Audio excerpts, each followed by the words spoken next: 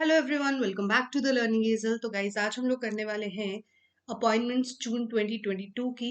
तो हम लोगों ने अभी तक अपॉइंटमेंट्स मई 2022 के कंप्लीट कर लिए हैं। तो अगर आप लोगों ने अभी तक सेशन नहीं देखा है तो मैं यहाँ पे आई लिंक पे उसका लिंक लगा दूंगी, डिस्क्रिप्शन में आपको उसका लिंक मिल जाएगा। आप उसको भी कवर कर सकते हैं। इसके अलावा आप अपना बैंकिंग अवेयरनेस भी कवर कर सकते हैं और डेली मॉक्स रीजनिंग और मैथमेटिक्स के वो चल रहे हैं, आप उनको भी कर सकते हैं। So let's start with today's video. अगर आप चैनल पे नए हैं तो फटाफट से सब्सक्राइब कर दीजिए। एंड अगर आपको ये वीडियो अच्छा लगे तो लाइक ज़रूर कर देना, ठीक है। और अपने दोस्तों के साथ जिनका भी कोई भी एग्जाम है उनके साथ आप ये शेयर कर सकते हैं। अब ये जो वीडियो है अपॉइंटमेंट्स है, ये किसी भी गवर्नमेंट एग्जाम के लिए इंपॉर्टेंट रहती है, ठीक है। चाहे आप कोई टीचिंग प्रोफेशन की जॉब के लिए अप्लाई कर रहे हैं, जैसे कि एनवीएस का पेपर निकला है, डीएसएसएसबी का पेपर निकला है। इसके अलावा अगर हम बात करें केवीएस का जल्दी पेपर निकल जाएगा, उसके लिए भी आप अप्लाई कर सकते हैं, ठीक है। अपॉइंटमेंट्स आपके बैंकिंग सेक्टर के पेपर्स जो भी आ रहे हैं इनके लिए भी बहुत इंपॉर्टेंट है। फिर एसएससी के लिए इंपॉर्टेंट है। तो अपॉइंटमेंट्स इन ऑल देखा जाए तो आपको किसी भी सेक्टर में अगर एग्जाम लेना है, कोई भी स्टेट एग्जाम लेना है, तो ये जो करंट अफेयर्स रहते हैं ये सबसे ज़्यादा इंपॉर्टेंट रहते हैं, ठीक है। चलिए let's start with the very first page. तो ये हैंड रिटन नोट्स हैं जो मैंने अपॉइंटमेंट्स लिखी हैं, बनाई हैं। तो ट्रिक्स के साथ इनको याद करना शुरू करते हैं। जून 2022 की ये सारी की सारी अपॉइंटमेंट्स रहेंगी। सबसे पहले NARCL, तो इसकी फुल फॉर्म बहुत इंपॉर्टेंट है। 2021 में इसको बनाया गया था और इसको बैड बैंक के नाम से भी जाना जाता है, ठीक है। किसके नाम से जाना जाता है? बैड बैंक के नाम से। जुलाई 2021 में इसको बनाया गया था अंडर कंपनीज एक्ट इन 2021, ठीक है। तो NARCL की फुल फॉर्म होती है national assets reconstruction company limited. आपको पता है कि हमारे इंडिया में एक और एसेट रिकंस्ट्रक्शन कंपनी है, एक एक्ट है जिसका नाम क्या है? SARFAESI act. उसका नाम क्या है? SARFAESI act. तो ये जो हमारा NARCIL है, इसको अप्रूव किया गया है under section 3 of SARFAESI act. Section 3 of SARFAESI act, ये बहुत इंपॉर्टेंट है, इन डेप्थ आपको पता होना चाहिए। तो सरफेसी एक्ट के अंडर 2002 का सरफेसी एक्ट है 2002 का, इसके सेक्शन 3 के अंदर NARCL को अप्रूवल मिला था और इसको एज अ बैड बैंक के नाम से जाना जाता है। अच्छा, अब इनके नए MD CEO बनाए गए हैं। अब देखो, अगर कोई चीज बैड है, बुरा है, तो उसको ठीक करने के लिए सुंदर सुंदर तो हमें उसको करना पड़ेगा। तो बैड बैंक NARCL नटराजन सुंदर, ठीक है। तो इनके हेड कौन है? MD CEO कौन बनाए गए हैं? नटराजन सुंदर। Next is Indian overseas bank, इनके भी नए MD CEO बने हैं। तो MD CEO कौन बने हैं इंडियन ओवरसीज बैंक के? देखो, अगर इंडिया के लोगों को ओवरसीज जाना है, बाहर जाना है, तो उनको अपने ही देश में अजय होना पड़ता है, जीतना पड़ता है ना। तो इंडियन ओवरसीज बैंक के जो नए MD CEO बने हैं वो बने हैं अजय कुमार श्रीवास्तवा। 2-3 बार रिपीट करोगे कि इंडियन ओवरसीज को बाहर जाना पड़ता है, इंडिया को ओवरसीज बाहर जाना पड़ता है, तो अजय होके जाना पड़ता है, ठीक है। तो अजय कुमार श्रीवास्तव। अब RBL बैंक के MD CEO, RBL की फुल फॉर्म होती है रत्नाकर बैंक लिमिटेड, ठीक है। किस क्या होती है? Ratnakar bank limited. अब रत्नाकर से हम लोग उठा लेते हैं रतन, ठीक है। अब रतन अगर आपको चाहिए तो आपको बहुत ज्यादा क्या करना पड़ेगा? सब्र करना पड़ेगा। आपके मन में क्या होना चाहिए? बहुत ज्यादा सब्र होना चाहिए। तो रत्नाकर बैंक लिमिटेड, रतन चाहिए तो बहुत ज्यादा मन में क्या होना चाहिए? सब्र। That is R Subramanya Kumar, ठीक है। चलिए, SBI बैंक के MD की अगर हम बात करें, अच्छा, रत्नाकर बैंक लिमिटेड जो है इसके हेडक्वार्टर्स कहाँ पर है? मुंबई में। नेक्स्ट है state bank of India, MD CEO की बात कर रहे हैं। तो इनके MD नए बने हैं आलोक कुमार चौधरी, और आपको पता ही है पुराने MD कौन थे इसके? अश्विनी भाटिया। इन्होंने किसको रिप्लेस किया है? अश्विनी भाटिया को। इसके अलावा SBI के बारे में कुछ और बात करें तो ये 1 जुलाई 1955 को बनाया गया था। मुंबई इसके हेडक्वार्टर्स हैं। और अगर इसके चेयरमैन की बात की जाए तो उनका नाम है दिनेश कुमार खेरा, ठीक है। और अगर हम अश्विनी भाटिया की बात करें तो अब ये क्या बन चुके हैं? Whole time member of SEBI. SEBI के होल टाइम मेंबर ये बन चुके हैं। अब SBI और आलोक को कैसे याद रखना है? आपको पता है कि SBI एक पब्लिक सेक्टर बैंक है, गवर्नमेंट बैंक है। तो इसको क्या करते हैं लोग? बहुत ज्यादा, बहुत सारे लोग जो हैं इसके बारे में बात करते हैं, ठीक है, चर्चा करते हैं। तो सब लोगों में किसकी चर्चा होती है? कौन से बैंक की चर्चा होती है? एसबीआई, तो एसबीआई के बन गए आलोक कुमार चौधरी। फटाफट से एक रिवाइज करते हैं अभी तक के 4 बैंक्स के बारे में। बैड बैंक, बैड है तो सुंदर बनाना पड़ेगा, नटराजन सुंदर। इंडियन ओवरसीज, अगर इंडिया वाले ओवरसीज चाहते हैं तो उनको अजय होके जाना पड़ता है, तो Ajay Kumar Shrivastava. RBL bank, Ratnakar bank limited, तो रतन चाहिए तो मन में बहुत ज्यादा सब्र होना चाहिए, तो रत्नाकर बैंक लिमिटेड के हो गए आर सुब्रमण्या कुमार। एसबीआई पूरे लोक में प्रसिद्ध है, तो आलोक कुमार चौधरी। चलिए आगे चलते हैं। पंजाब एंड सिंध बैंक, अब देखो पंजाब ने अपने स्वरूप को सही करने के लिए, अपने रूप को अपने ठीक करने के लिए बहुत कुछ सहा है। जैसे आपने जलियांवाला बाग मैस्कर का तो आपको पता ही है, तो पंजाब ने बहुत कुछ सहा है। तो पंजाब एंड सिंध बैंक के नए एमडी कौन बन जाएंगे? एमडी सीईओ बन जाएंगे हमारे पास स्वरूप कुमार साहा। ठीक है, सहा है। नेक्स्ट, अब पहली वुमेन एमडी बनी है तो इंपॉर्टेंट हो जाती है, फर्स्ट वुमेन है। फर्स्ट फर्स्ट वैसे भी इंपॉर्टेंट रहते हैं। तो फर्स्ट वुमेन एमडी बनी है यूनियन बैंक ऑफ इंडिया की। तो अगर हमें क्या करना है, यूनिटी लेकर आनी है, यूनियन बनानी है किसी चीज में, तो आज के टाइम में यूनिटी सिर्फ एक ही चीज लेकर आ सकती है, क्या? मनी। ठीक है, तो यूनियन बैंक ऑफ इंडिया की अगर हम बात करें तो मनी मेक लाइफ। अगर आपके पास मनी है तो मनी ने सबको क्या कर दिया है? यूनाइट करके रखा हुआ है। Next is director general of NIC. पहले तो एनआईसी की अगर हम बात करें तो इसकी फुल फॉर्म होती है नेशनल इंफॉर्मेटिक्स सेंटर। ठीक है, नेशनल इंफॉर्मेटिक्स सेंटर। अपनी कॉपी पे ना ये शॉर्ट फॉर्म्स लिखा करो, इससे क्या होता है जब तुम पढ़ोगे तो तुम्हारे दिमाग को थोड़ा सा जोर पड़ेगा कि अच्छा इसकी फुल फॉर्म क्या थी। सब कुछ पूरा पूरा लिख के रखोगे तो फिर कहाँ से मेमोराइज कर पाओगे, फिर तो बस वही पढ़ते जाओगे ना बार बार। ठीक है, थोड़ा कष्ट दो अपने दिमाग को। तो नेशनल इंफॉर्मेटिक्स सेंटर, तो नेशनल इंफॉर्मेटिक्स सेंटर जो है एनआईसी, अब देखो ये किससे रिलेटेड है? इंफॉर्मेशन टेक्नोलॉजी से रिलेटेड है। इसमें कौन सी मिनिस्ट्री आती है? मिनिस्ट्री ऑफ इंफॉर्मेशन टेक्नोलॉजी आती है। तो माइटी जिसको हम बोलते हैं ना, माइटी के नाम से हम इसको जानते हैं, इलेक्ट्रॉनिक्स एंड इंफॉर्मेशन टेक्नोलॉजी।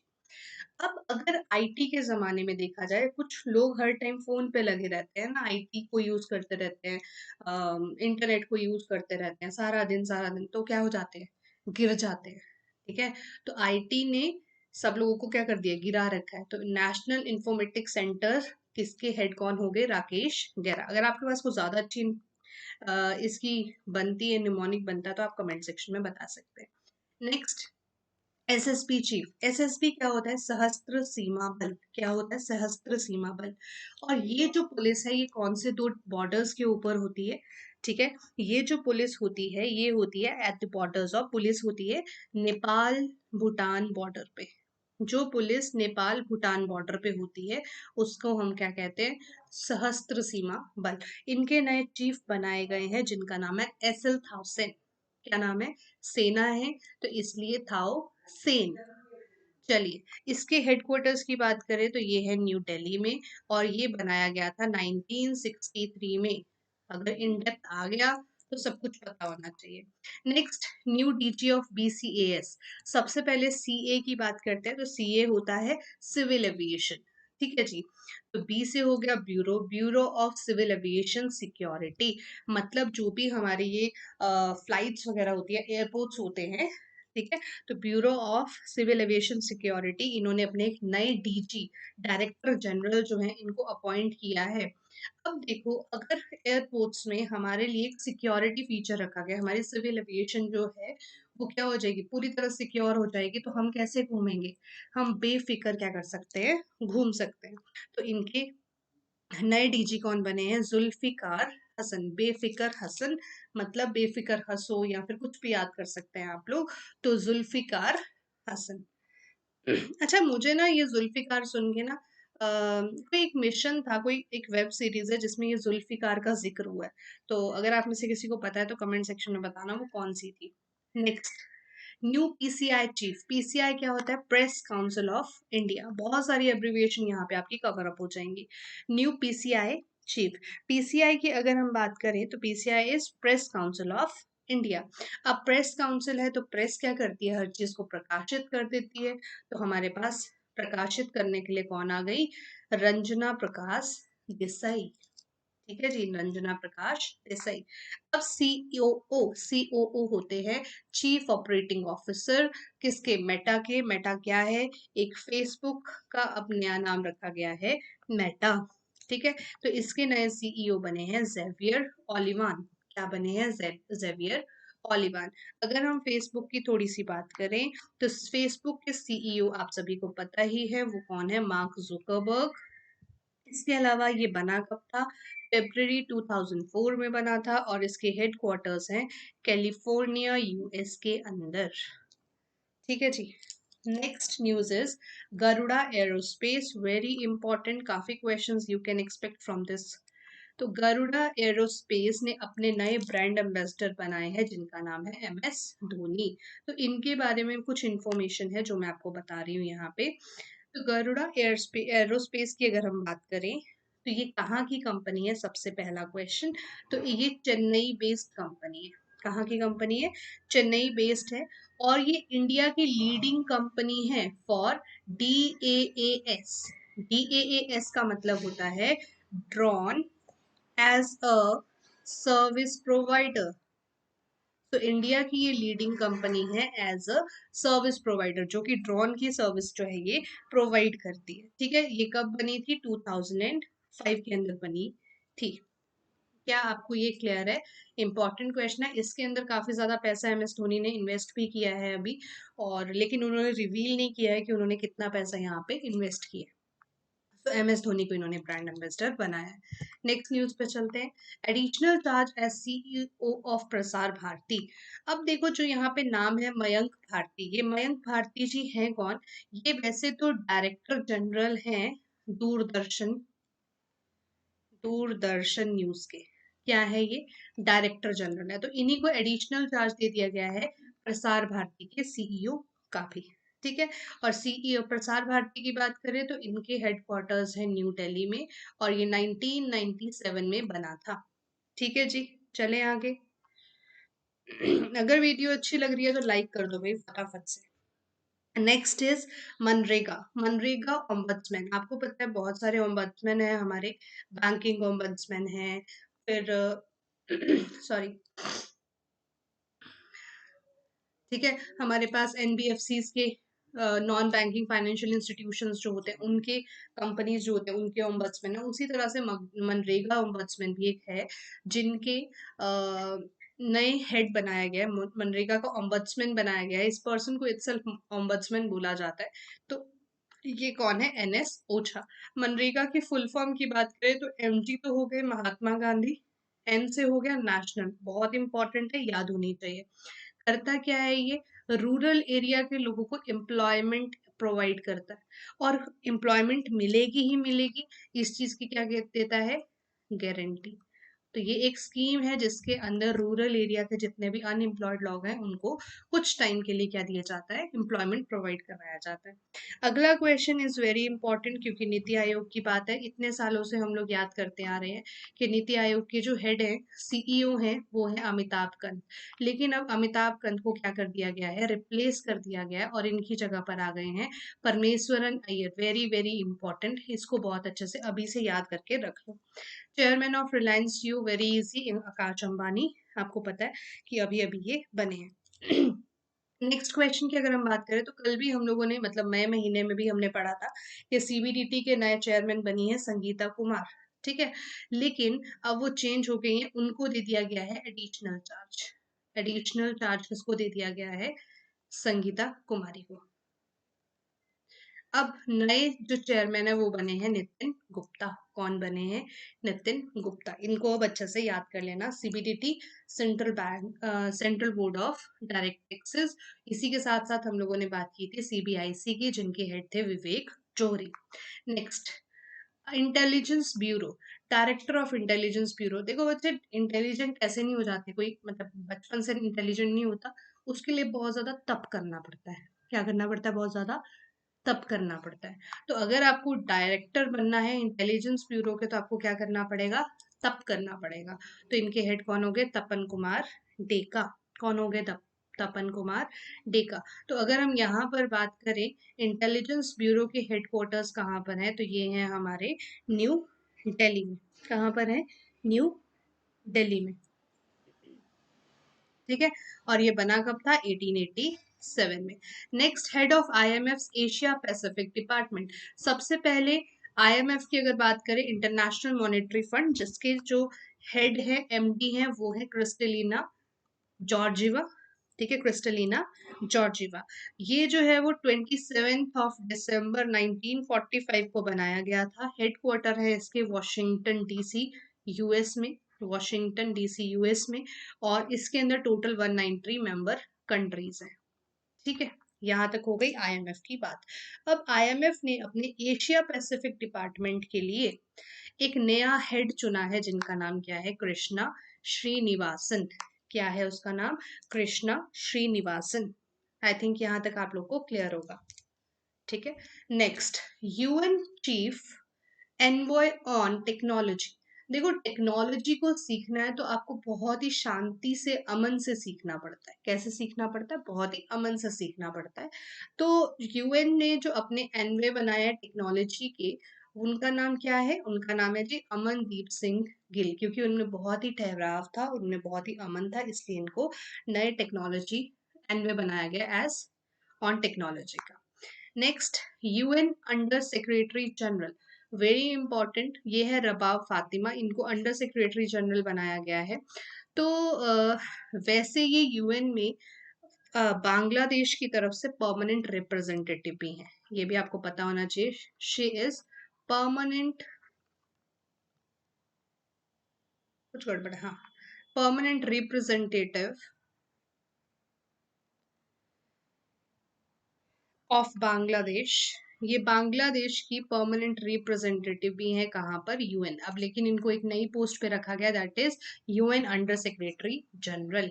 क्या? UN under secretary general. चलिए नेक्स्ट पे चलते हैं।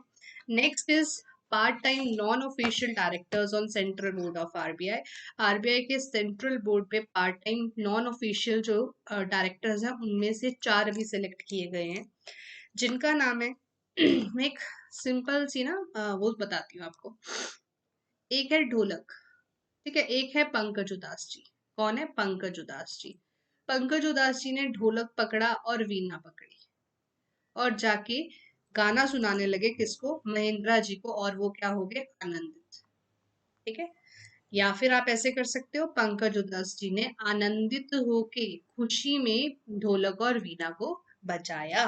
अब देखो, यहाँ पे हमारे चारों मेंबर्स कंप्लीट हो चुके हैं। पंकज से आ गया पंकज पटेल, आनंद से आ गया आनंद महेंद्रा, ढोलक से आ गया रविंद्र ढोलकिया, और वीणा से आ गया वीनू श्रीनिवासन। ठीक है जी। तो पंकज जी ने आनंदित होके बहुत ही खुशी में क्या बजाया? ढोलक और वीणा। ठीक है, आसान सा है, कुछ मुश्किल नहीं है। एंड ये सिर्फ याद करने के तरीके हैं, ऐसा कुछ नहीं है कि कुछ इसको गलत उसमें मत ले जाना। चलो, आरबीआई की अगर हम बात करें तो आरबीआई कब बना था? आरबीआई बना था 1 अप्रैल 1935 को। हेडक्वार्टर है इसका मुंबई में। 25th अगर इसके गवर्नर की बात की जाए तो उनका नाम है Shaktikanta Das, Shaktikanta Das.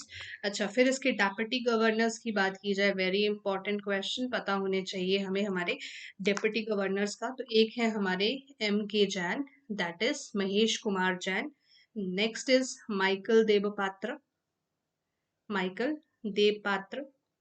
Next is M Rajeshwar Rao, M Rajeshwar Rao. And T Ravi Shankar, T Ravi Shankar. ये हमारे 4 डेप्यूटी गवर्नर्स हैं। Next, India debt resolution company head. एक इंडिया की डेट रेजोल्यूशन कंपनी है, जिनके एक नए हेड बनाए गए हैं। देखो, अगर हमारे ऊपर उधार होगा, है ना, तो हमारे पूरे कुल का क्या हो जाएगा? नाश, पूरा कुल खत्म हो जाएगा। तो अगर हमें अपने ऊपर से इस डेट को चुकाना है, ठीक है, तो डेट रेजोल्यूशन के हेड किसको बनाया गया? अविनाश कुलकर्णी। कुल का नाश, अविनाश कुलकर्णी। ठीक है, क्लियर है जी। फर्स्ट फीमेल प्रेसिडेंट ऑफ फिका, फिका की फुल फॉर्म होती है federation of international, federation of international cricketers association, ठीक है। तो इनकी नई female president, first female president बनी है लीजा स्टेलिकर। और लीजा स्टेलिकर जो है ये कौन सी कंट्री से बिलोंग करती हैं? So she hails from Australia, ठीक है, फॉर्मर ऑस्ट्रेलियन क्रिकेटर ये रही हैं। Next, Lokayukta of Karnataka. कर्नाटका के नए लोकायुक्त कौन बने हैं? तो कर्नाटका पाटिल, ठीक है। तो लोकायुक्त ऑफ कर्नाटका कौन बने हैं? B S Patil. इसको ऐसे याद कर लेना। आपके पास कोई ट्रिक है तो कमेंट सेक्शन में जरूर बताना, ठीक है। चलो चीफ जस्टिस की बात कर रहे हैं।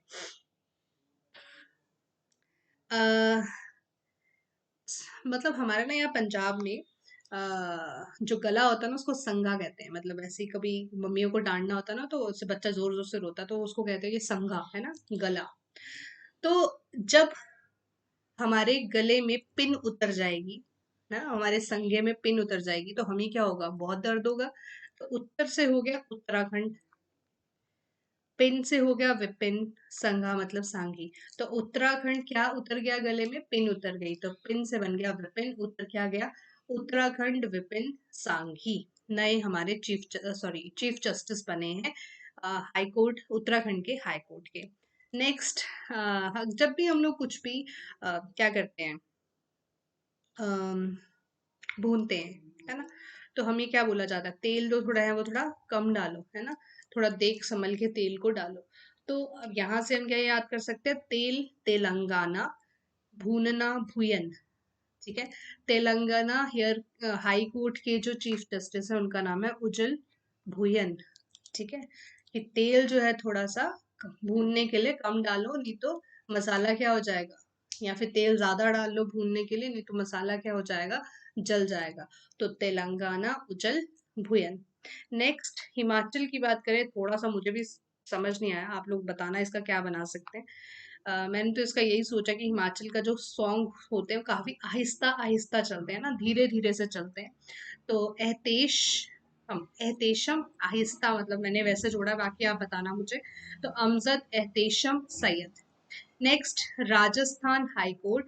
राजस्थान राजा लोग रहते हैं, संभाजी शिवाजी टाइप बड़े बड़े लोग रहते हैं। तो राजस्थान के हाई कोर्ट के चीफ जस्टिस बने शिंदे संभाजी शिवाजी, ठीक है। शिवाजी टाइप राजा लोग रहते हैं ना, तो शिंदे संभाजी शिवाजी। नेक्स्ट, गुवाहाटी। गुवाहाटी के कौन है नए हाईकोर्ट के चीफ जस्टिस? रश्मिन एम छाया, ठीक है। क्या हो गया?